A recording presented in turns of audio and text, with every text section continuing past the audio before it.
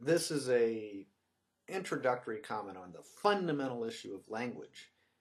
Why is it fundamental? Because anything else we talk about rests on the use of language.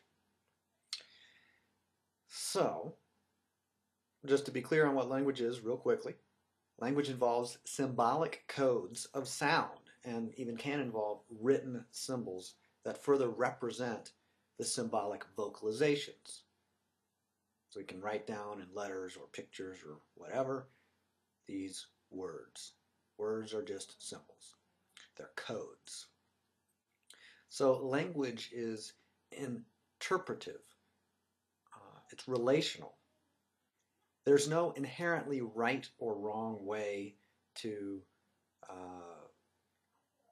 describe a chair. I could describe it as furniture or as chair or as a very specific type of chair, right? There's no inherently right or wrong way to, the word chair could, in a different language, you could have a different word referring to the exact same distinction in language, more or less. So there's no inherently right or wrong way to spell or pronounce a particular word, like color, C-O-L-O-R, or color, C-O-L-O-U-R. Those are British and American variations. Other similar languages would have similar variations, French and Spanish and Italian and German, and lots of languages will have something really close to color, but they might spell it a little different, pronounce it a little different. If I'm in a certain part of the world, I say color. I don't say color. I say color. Color, not color. So there's just all these different dialects, there's all these different spellings, there's all these different words, all these different languages. None are inherently right or wrong, they're all just variations in language.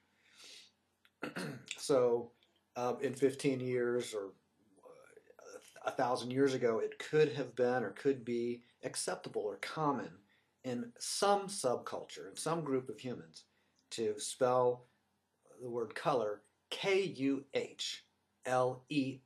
color, as in, hey mommy, look at my art in my coloring book.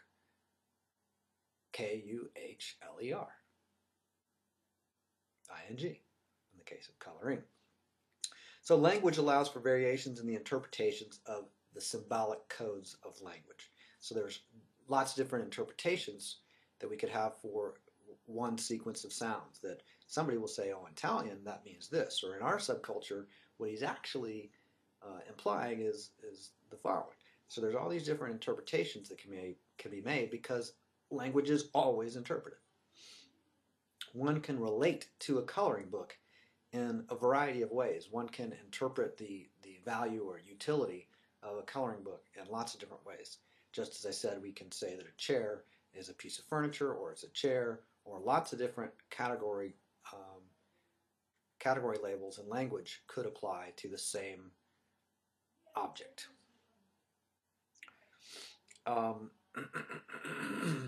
So the coloring book, it could be childish, amazing, interesting, boring, corrupt, wholly unconstitutional, or pretty much anything. Those are all descriptions that someone could make of the coloring book. There are all ways of relating to that coloring book for a particular individual in a particular time and place and context. So different ways of relating are what has been referenced as context.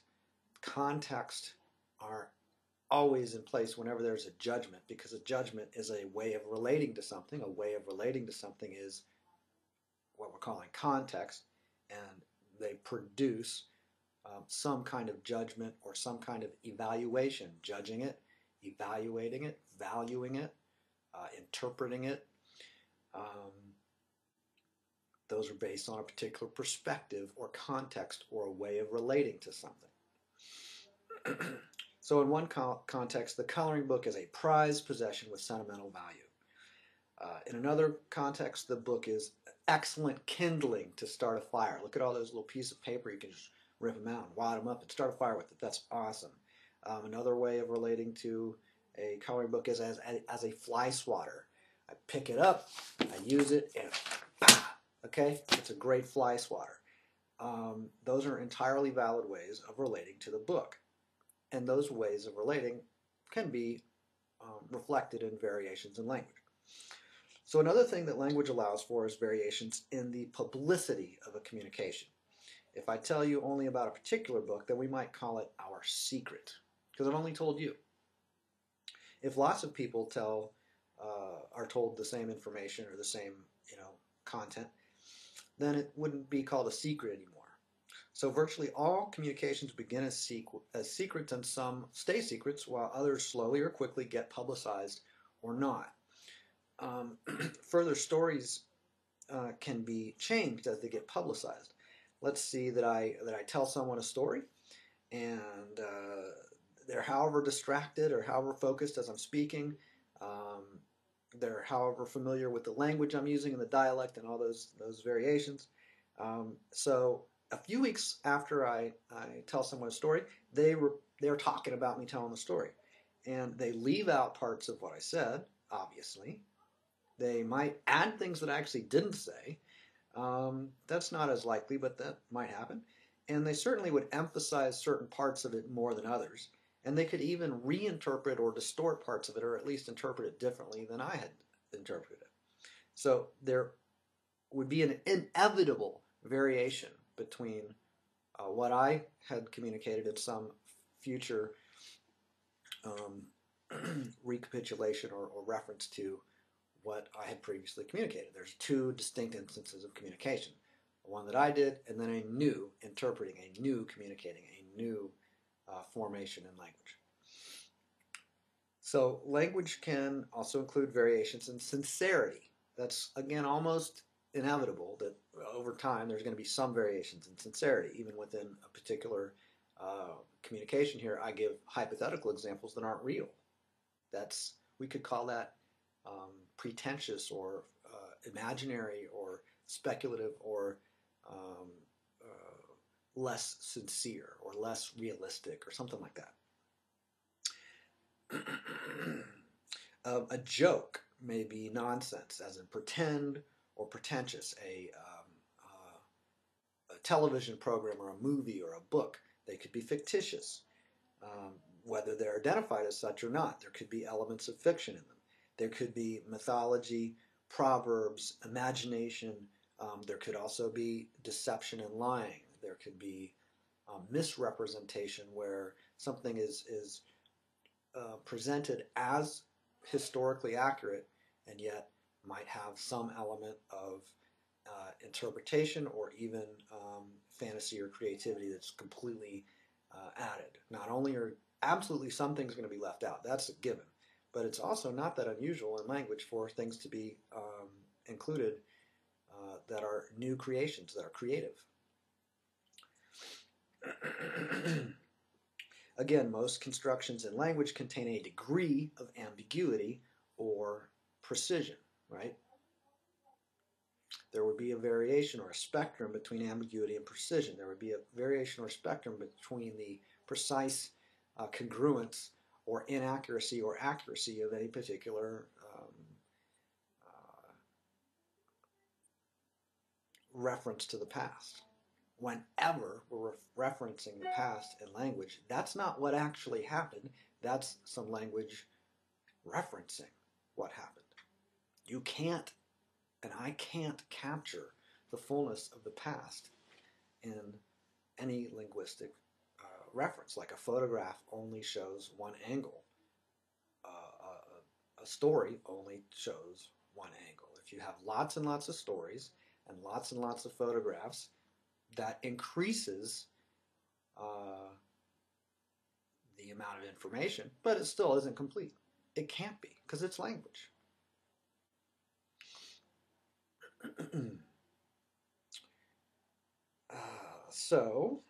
There will be variations in accuracy, there will be variations in sincerity, variations in ambiguity or precision. All of those are inevitable because we're dealing with language. Now, there are lots of variations that are inevitable in language. It is also inevitable outside of language that lions will hunt. Predatory animals will hunt, such as lions. What else would be inevitable? and I'm saying these things as inevitable, not necessarily 100% true, but they're close enough for the purposes of this communication to say these are inevitable. It's inevitable that humans in the midst of scarce resources will compete. In other words, by scarce, I just mean that there's valuations of resources beyond the actual amount of resources present. So people would say, oh yeah, I'd like some more than I have right here and now. So I'm going to go get more later, or I'm going to get more now, or whatever. So there will always be competition. It's inevitable that there will be competition between any, if you have enough organisms, there's going to be competition. Even within an organism, physiologically, there's competition in terms of I breathe in, and then the oxygen gets put in the blood, and the different parts of the body get different amounts of oxygen through that blood. You could say they're competing with each other. That's one framing in language, one context in language that is useful. So there's always competition between organisms, between species. There's always competition between groups. So humans will always compete. That could be capitalist competition. That could be warfare, like organized violence. The variation is inevitable. There's always going to be different kinds of competing, and there's always going to be competing. You will never have 100% of the oxygen in blood go to one organ. There's more than one organ. They're always going to have a little bit here, a lot there, a little bit more there, all that. And it's going to change over time. So humans compete. What are the kind of things that humans compete with each other for? Access to food, access to sexual partners, and many other things. They will have trade secrets. Again, language inevitably involves secrets because I can't tell everyone in the world. They don't speak all the same language. I can't tell everyone. So I'll tell people either in groups or individually or whatever. Some of the communications that I make will be private, personal, direct communications to one person, or at least that's possible. And so there are such a thing as secrets. There could be trade secrets where I'm actually going out of my way to keep certain information exclusive amongst a certain group, whether it's for a business, whether it's the password on my computer, whatever. There is such a thing as secrecy. There might be even things that I don't share with anyone, such as a password. I know it and I don't tell anybody. So there's competition, and there are such things as trade secrets, spies, propaganda, disinformation, and there are court systems of organized violence, also known as governments or currency systems, quite related. So one company or organization does not share or lend its peacekeeping missiles to the folks they're trying to out-compete or exploit or kill. They don't. I don't share my stapler and my computer with every business on my block or in my city. I use my computer myself, if I can, and I keep it for my own use. That involves competition. My exclusive access, me having a password, implies that I'm not going to be sharing this with other people unless I choose to do so. I'm intentionally being exclusive in regard to, I lock my door.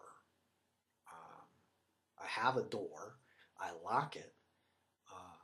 I have a key and all that stuff. I share it with exactly the people I share it with and no one else. And that has to do with competition. We might not say, well, it's competition to lock your door, but it's in the same realm. So, now here's a couple examples that some people find a little bit shameful. They don't like it. They find it disturbing, but I'll be brief, and if you don't like it, then you don't like it. European colonists coming to the American continent. There are lots of places that European colonists went, but in regard to the American continent, they didn't come here and partner with the natives. They competed with the natives. Some of the natives they partnered with, but some of them at various times, sometimes the same group that they had previously partnered with. At times they did not partner and did compete, did attack, kill, move to reservations, all that kind of stuff. Similarly, Israelis, they do not generally partner with Palestinians. They're competing with them. They're, you could say, exploiting, but certainly killing. Then, you know, the various groups, Native Americans killed some of the Europeans as well. Palestinians killed some of the Israelis. That's kind of predictable, almost inevitable. You kill enough of a certain group, and somebody in that group's gonna at least respond with some kind of, you know, counterattack. So I could use thousands of other examples, like the Boers and the British were competing with each other. Two groups of Europeans were competing with each other for dominance over the region at the bottom of Africa that was rich in gold, still is, and later was found to be rich in diamonds. So various European groups will compete. The Europeans will compete with the Africans. Various African groups will compete. Various Native American groups will compete for hunting, territory rights, and so forth. This competition is natural. It's humans compete with lions. Lions compete with lions. Humans compete with lions. Humans compete with humans. There's competition. There's cooperation. And in language, there's going to be a recognition of these contrasts. It's never only competition. When you have a group of people competing against another group, that means there's a group. So they're cooperating against some other group. So when there's a huge imbalance in military capacity, like between the US-backed Israelis and the Palestinians, or between the colonial Europeans and the Native Americans, exploitation, or at least conquest, is predictable, if not inevitable. When there are able-bodied lions near wounded young gazelles, it's extremely likely that the lions are going to target the gazelles for lunch. So in conclusion here, inevitable is ultimately just another word. So when I say inevitable, that's a way of relating to something. It's not the only way. It's one way. I could say that the past is inevitable. The present is inevitable. The future, not quite as inevitable. And in the game of using the terminology future and the terminology inevitable, inevitable is a way of relating to the future. It's not inevitable that there will be humans on this planet at any particular time or in any particular place, or lions, and so on. So, the fundamental issue of language is that a lot of people aren't clear, or might not yet be clear, on some of the distinctions and variations that I just identified as inevitable. That's why I made this video. That's why I'm sharing it. It originated in a conversation on a LinkedIn group, which then I reprinted more or less on my own blog. And here it is. So I'll put a link to some of that in the YouTube video below the YouTube video. And if you found this interesting in terms of acknowledging some variations in language that are inevitable, then fantastic. Feel free to share this video with others and comment on it and subscribe and things like that. Okay.